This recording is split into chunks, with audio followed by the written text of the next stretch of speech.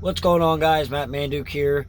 Yeah, I have a little bit of a head cold, so my voice is a little weird, but I wanted to do this video even though I know there's a ton of videos that explain hours of service on YouTube for, new drivers, but I know that I have a following of new drivers, but that's not really the reason why I feel like I need to do this video.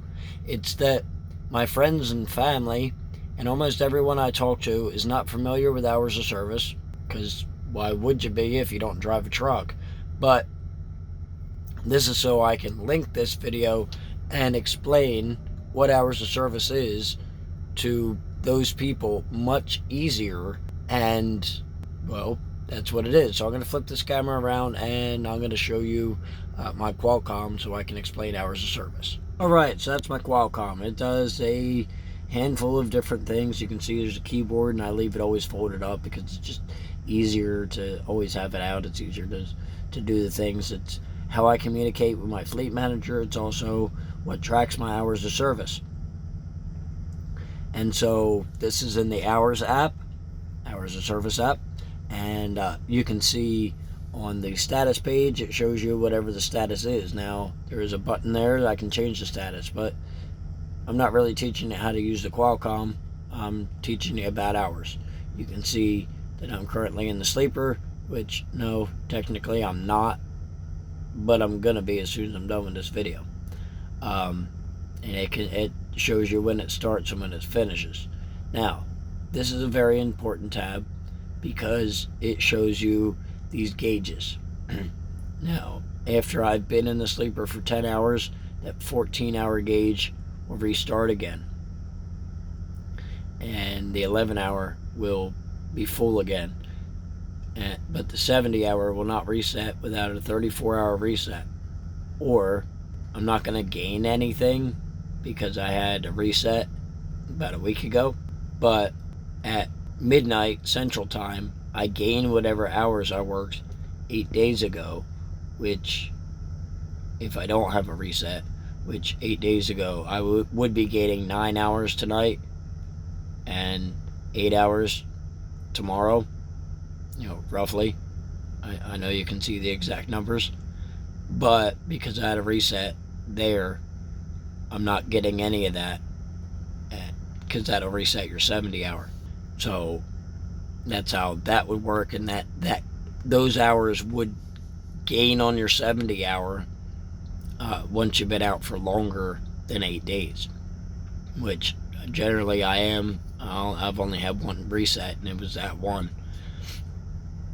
And alright, so in that 70, the big thing on this that a lot of people don't really understand is I'm only allowed to drive for 11 hours. I have to take a half-hour break within every 8 hours. I ideally try to do it after I've been working for like 5 hours so that I can continue to drive or work without having to worry about taking that half-hour break, because it's kind of a pain in the ass.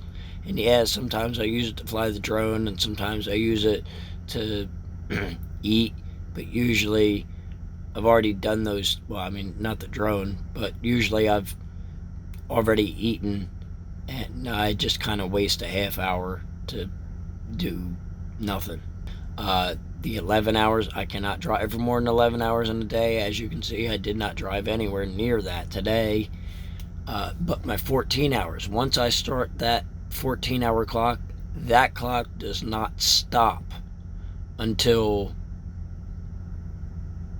well, it's empty until I get a 10-hour break. It will stop if I take an 8-hour break, and I'll regain some of my time, but it will not refill entirely unless you take a 10-hour break. And that's kind of a big deal, because I started early this morning, so I'm out of hours now, and it's like 9 o'clock at night, because I started 15 hours ago based on what you're seeing, because I'm negative 52.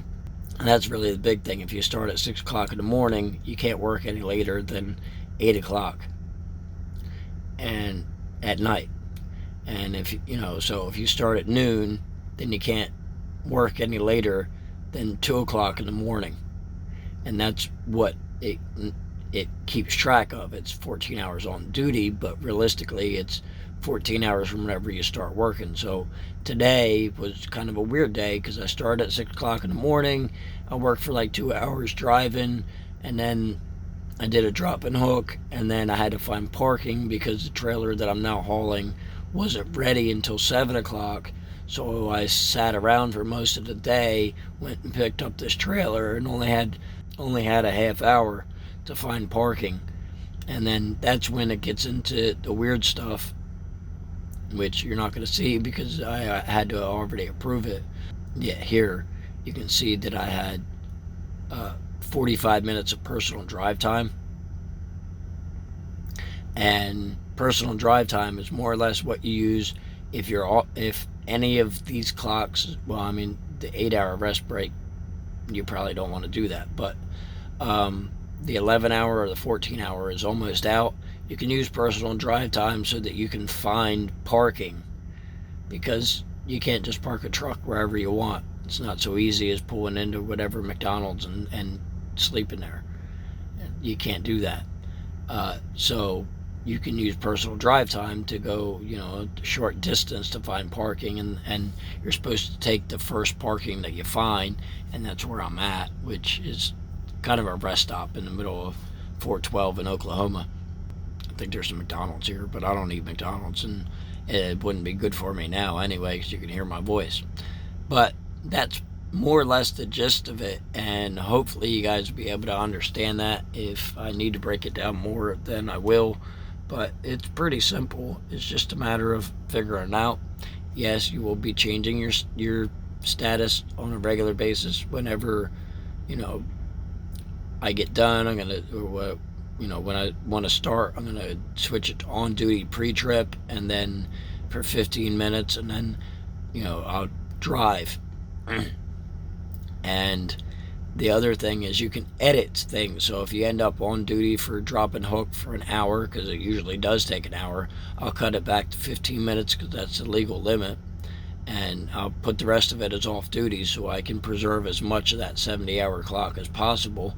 And I also end up with a break that way because 45 minutes was off duty. And usually if you're going to drop and hook, it's going to take you close to an hour. The last one was only 40 minutes, and I probably could have went a little quicker, but I was looking for parking to find out that there was none. And yeah, so you change everything from here, and you can change remarks and all, which is like for your on duty, there's a bunch of things.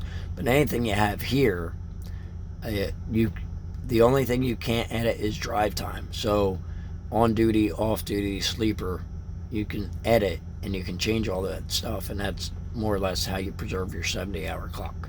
If you're interested in some of my other truck videos, you can check those out there. Or if you want to see, what I do in my home time, you can check that out there. As always, guys, thanks for watching. Wouldn't do it without you. I'll see all my friends later.